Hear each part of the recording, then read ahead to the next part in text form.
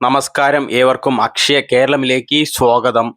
നാളെ മുതൽ കേരളത്തിലെ ലക്ഷക്കണക്കിന് സ്ത്രീകളുടെ ജീവിതത്തിൽ വലിയൊരു മാറ്റം കൊണ്ടുവരുന്ന പദ്ധതിയാണ് പ്രാബല്യത്തിൽ വരുന്നത്.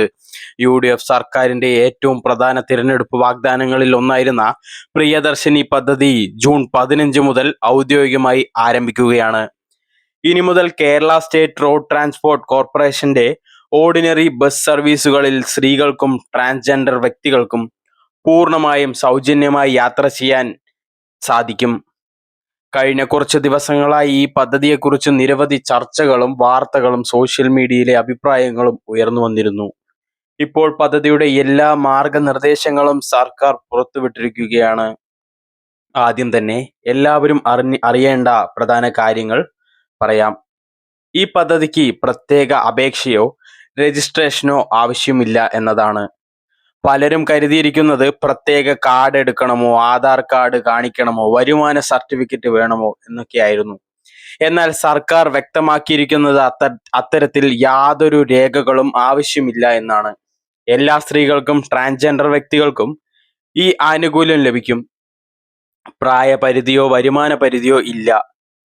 കേരള സ്വദേശികൾക്ക് മാത്രമല്ല, മറ്റ് സംസ്ഥാനങ്ങളിൽ നിന്നുള്ള സ്ത്രീകൾ കേരളത്തിലെത്തി KSRTC ഓർഡിനറി ബസ്സിൽ യാത്ര ചെയ്യുകയാണെങ്കിലും ഈ സൗജന്യയാത്ര സൗകര്യം ലഭിക്കും എന്നത് ശ്രദ്ധേയമായ കാര്യമാണ്.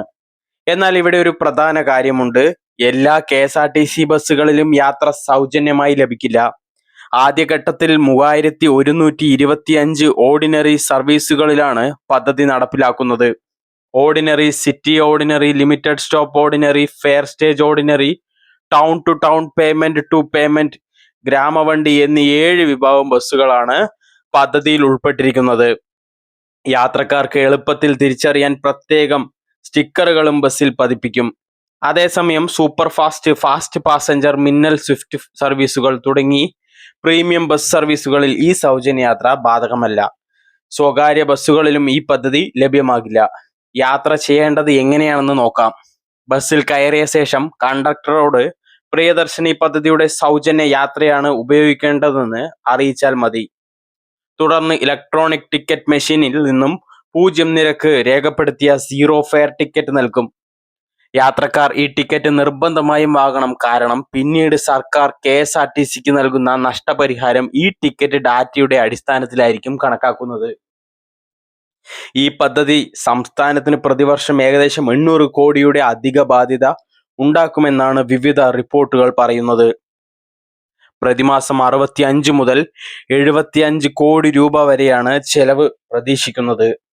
എന്നാൽ KSRTCക്ക് ഉണ്ടാകുന്ന മുഴുവൻ വരുമാന നഷ്ടവും സർക്കാർ നികത്തുമെന്ന് മുഖ്യമന്ത്രി വ്യക്തമാക്കിയിട്ടുണ്ട്.